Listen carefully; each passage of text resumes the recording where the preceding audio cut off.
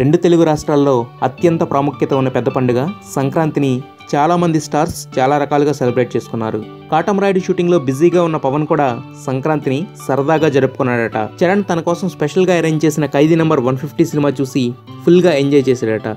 చాలా ఎగ్జైటింగ్గా ఫీల్ అయ్యి cinema super అంటూ పొగిడాడని పవన్ పర్సనల్ సోర్సెస్ సమాచారం. ఇక ఖైదీ నెంబర్ 150 బ్లాక్ బస్టర్ సక్సెస్తో ప్రొడ్యూసర్గా ఫస్ట్ ప్రాజెక్ట్తోనే స్టార్ నిర్మాతగా మారిన రామ్ చరణ్ ఫెస్టివల్ స్పెషల్గా ఓ మంచి కర్రీ రెడీ చేశాడట. ఆ కర్రీ అంటే పవన్ కళ్యాణ్కు ప్రాణమట. అందుకే చెర్రీ తను వండిన ఆ కర్రీని స్వయంగా తీసుకెళ్లి పవన్కి ఇచ్చి వచ్చాడట. ఇలా ఖైదీ నెంబర్ 150 సినిమాతో రామ్ చరణ్ వండిన టేస్టీ కర్రీతో సంక్రాంతిని సింపుల్గా హ్యాపీగా సెలబ్రేట్ చేసుకున్నాడట కాటమరాయుడు. నిజానికి ఈ సంక్రాంతికి కాటమరాయుడు టీజర్ రిలీజ్ అవ్వాల్సి ఉండగా అది కుదరలేదు.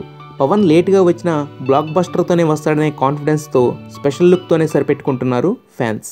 చిన్న ర్యాపిడ్ ఫైర్ మీకు ఫుల్, నేను ర్యాపిడ్గా అడుగుతాను, ఆలోచించి నువ్వు ఆలోచించి అడగచ్చు, మేము ఆలోచించి చెప్పకూడదా? మీరు ర్యాపిడ్గా చెప్పాలి, నేను స్లోగా అడుగుతాను. ఓకే, ఫస్ట్ ఎవరు అడగాలి? డాడీ డాడీది ఏదైనా వన్ మూవీ నువ్వు మళ్ళీ రీమేక్ చేయాలంటే గ్యాంగ్ లీడర్. ఓకే, నేను చెప్పరా నా విషయం జగదేక్ వీడు అట్లా వస్తుంది. చరణ్ చేయాలి. ఎవరితో చేయాలి డాడీ? హీరోయిన్ శ్రీదేవి కూతురు